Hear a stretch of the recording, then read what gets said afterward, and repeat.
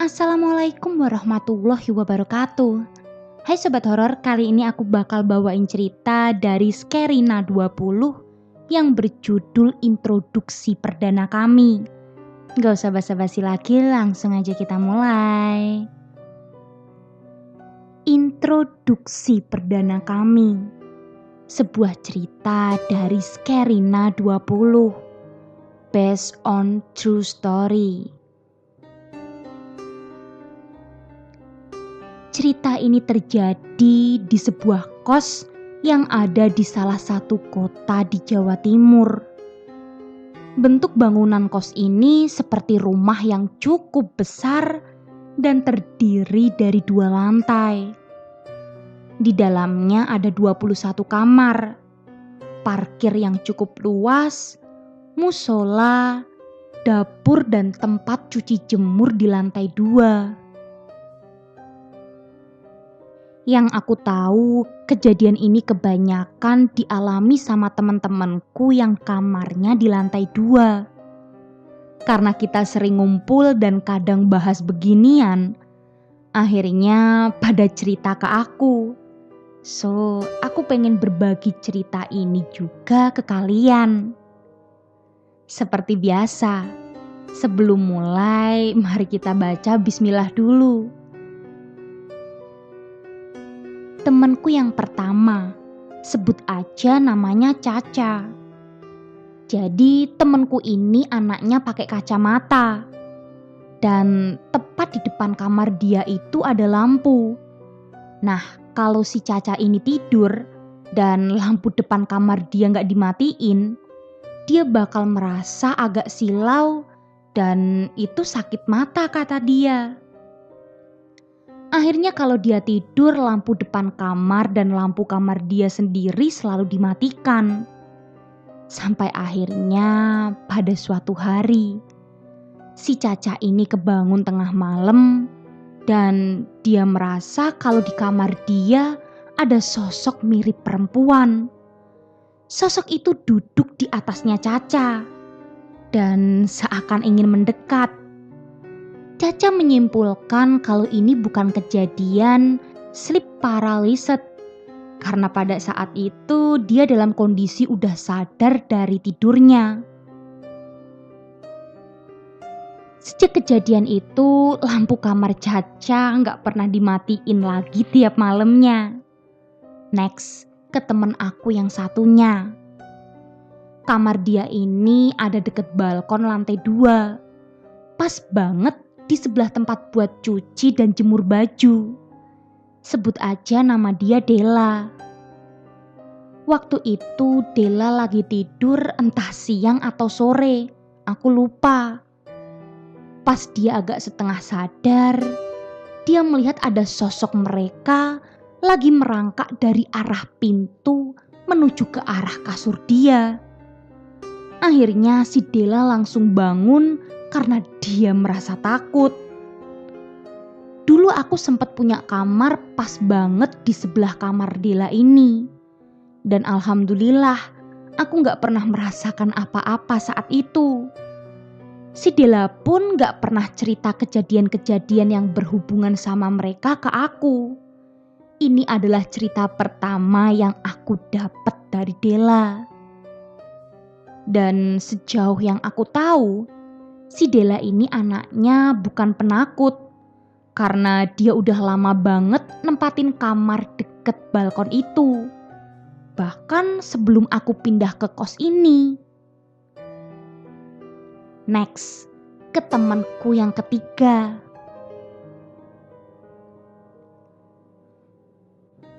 Sebut aja namanya Susan. Susan ini anaknya udah peka sama mereka sejak dulu banget. Jadi melihat mereka adalah bukan hal yang aneh buat dia. Kamar Susan ini ukurannya lebih gede dari kamar yang lain, termasuk kamarku, kamar Della, ataupun kamar Caca. Aku sama Caca sering banget main ke kamar Susan untuk sekedar kumpul atau nonton film. Malam itu aku sama Caca lagi main di kamar Susan. Dan Susan ini ternyata dapat telepon dari temannya. Akhirnya dia keluar kamar. Terus dia duduk di lantai balkon yang kurang lebih jaraknya 150 meter dari kamar Della. Posisi Susan duduk itu madep ke arah jemuran dan kebetulan Susan bawa selimut karena di luar agak dingin. Pas Susan menghadap ke arah jemuran, dia melihat ada dua sosok di jemuran itu. Satu sosok menyerupai perempuan yang posisinya berdiri menghadap ke arah Susan. Terus satu sosoknya lagi ukurannya lebih pendek dari sosok cewek ini. Dan posisinya ada di samping sosok cewek itu. Karena seperti yang aku bilang tadi, bahwa melihat mereka adalah bukan hal yang aneh buat Susan. Akhirnya si Susan tetap asik lanjut telepon ke temennya. Kedua sosok di jemuran itu pun juga gak jalan ke arah Susan atau melakukan sesuatu. Bener-bener cuma diem aja di jemuran. Sampai akhirnya si Susan selesai telepon dan beranjak mau masuk ke kamar. Tapi pas Susan berdiri, selimutnya diinjek dong. Susan memilih buat gak nengok ke belakang dan selimutnya langsung ditarik. Terus dia menuju ke kamar. Anehnya, dari ketiga kasus yang dialami sama Caca, Della dan Susan itu mereka gak ada yang saling berbagi cerita. Justru semua ceritanya di-share ke aku. Kan aku yang jadi takut sendiri ya kan? Karena bisa jadi sosok yang mereka lihat adalah sosok yang sama di dalam kos ini. Sejak itu aku mulai bisa merasakan hal aneh di kosan ini. Pernah waktu aku bangun sekitar jam 4-an subuh, aku dengar ada suara ketok-ketok tembok kamarku. Karena kamarku bukan bangunan asli rumah ini, jadi kamarku ini dindingnya dari kayu triplek gitu guys. Tahu kan? Dinding tembok asli sama dinding dari kayu pasti beda suaranya pas diketok. Nah, aku dengar suara ketokan itu asal suaranya dari belakangku. Kemungkinan ada dua opsi. Bisa dari belakang kamarku atau dari kamar sebelahku. Tapi karena aku takut, ya udah aku lanjut tidur lagi. Lanjut ya. Pas aku bangun tidur, untungnya aku lupa sama kejadian kamarku diketuk. Tapi pas agak siangan, pas aku jalan dari jemuran, aku spontan aja ngeraba tembok belakang kamarku. Dan saat itu juga baru sadar kalau temboknya asli. Suara ketokan itu bukan dari belakang kamar dong. Kemungkinan opsi kedua. Suara itu berasal dari kamar sebelahku karena kamar kita cuma terpisah dinding kayu. Bisa jadi suaranya dari situ. Terus aku chat si yang punya kamar sebelahku. Niatnya mau nanya, dia semalam tidur kos apa enggak? Karena pas aku bangun tidur, kamar sebelahku itu kayak enggak lagi ada orang.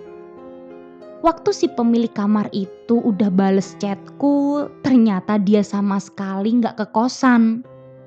Dari situ aku udah mikir, kayaknya aku udah bisa diganggu deh. Hingga hari-hari selanjutnya, aku nebeng tidur ke kamar temanku. Kejadian selanjutnya waktu aku lagi main di kamar temanku kayak biasanya. Terus kita lagi cerita-cerita tentang masa sekolah sambil makan mie gitu. Nah, pas kelar makan, temanku si Susan ini langsung ke kamar mandi. Balik-balik dari kamar mandi, dia bilang kalau ada sosok cewek yang duduk di sebelahku dan ngelihatin aku seakan-akan kayak memperhatikan aku lagi cerita. Abis itu kan aku jadi semakin takut ya. Aku langsung ajalah rebahan di kasur dia untuk cepet-cepet tidur. Ternyata aku nyium bau yang gak enak banget. Kayak bau kentut gitu. Bau banget guys. Aku langsung otomatis nanya ke Susan untuk mastiin apakah yang kentut itu dia atau bukan. Tapi temanku itu bener-bener gak kentut. Dan dia juga bukan tipe yang bisa gampang kentut sembarangan, apalagi ada orang di situ.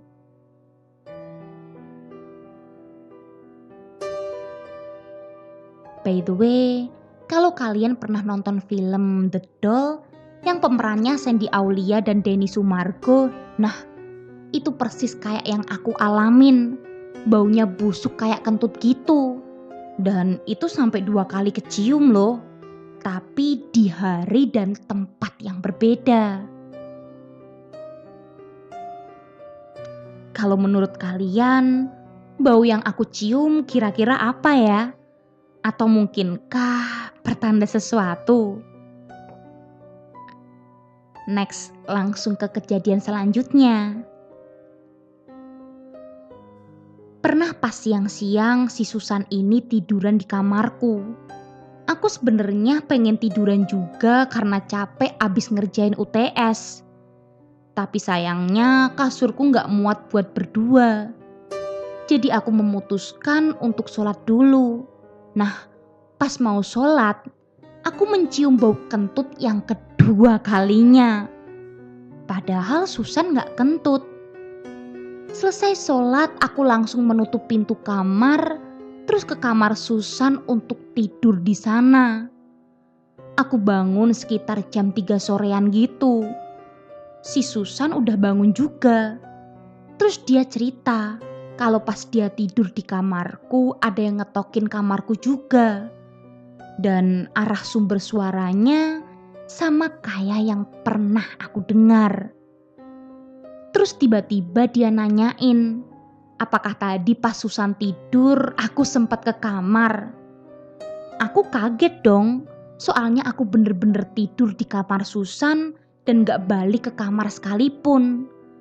Tapi pas Susan kebangun agak setengah sadar gitu, dia lihat aku duduk di kamarku terus diajak ngobrol sama si Susan.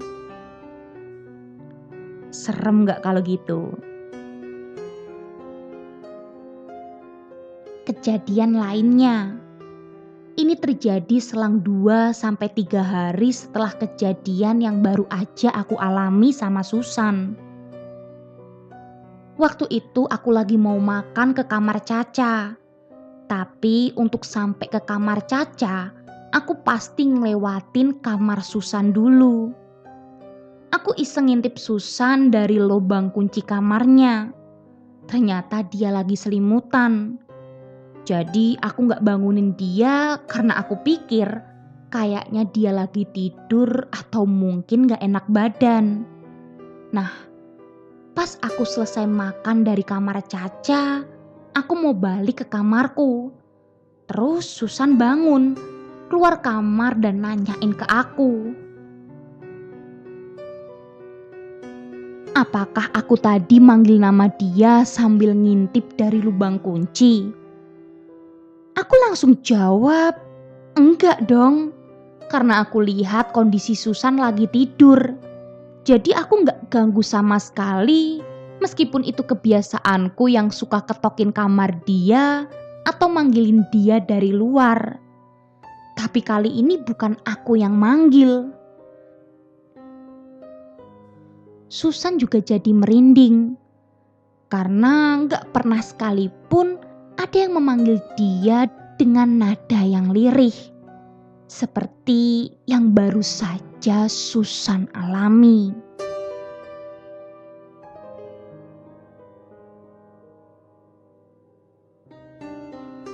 Yang bikin aneh banget adalah kenapa setelah Susan nanya apakah aku manggil dia dan aku jawab enggak. Terus langsung ada suara Susan manggil aku dan aku nyautin iya. Pas aku klarifikasi ke Susan, dia malah lagi nelpon dan gak manggil aku sama sekali. OMG, apaan sih ini? Yang terakhir, baru 2 hari yang lalu, Susan tiba-tiba ke kamarku, ngajak aku buat ke depan kamar dia. Karena dia merasa ada bau mirip dupa gitu. Dan yang aku rasain juga agak ada aroma wangi sih di depan kamar dia. Tapi aku gak bisa nyimpulin kalau itu bau dupa.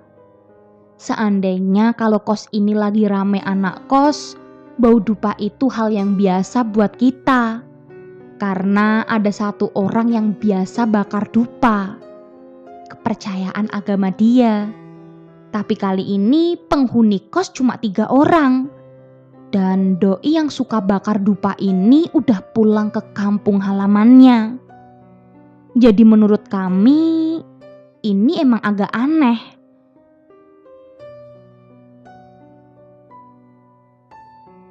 Kalau menurut kalian, apa sih artinya kalau tiba-tiba kita nyium bau dupa? Aku rasa cukup sampai di sini aja ya ceritanya. Alhamdulillah gak ada kejadian-kejadian aneh lagi di kosan. Semoga aku dan anak kos yang tersisa karena gak bisa pulang kampung pada baik-baik aja ya. Amin. Stay safe ya. Dan terima kasih udah mau dengerin ceritaku. Gimana sobat horor? Buat kalian yang ngekos atau merantau ke luar kota, pernah gak sih kalian mengalami hal-hal mistis di kosan? Kalau pernah, bagi dong ceritanya. Kalau gitu tunggu cerita-cerita menarik lainnya dan jangan lupa nyalakan lonceng notifikasinya.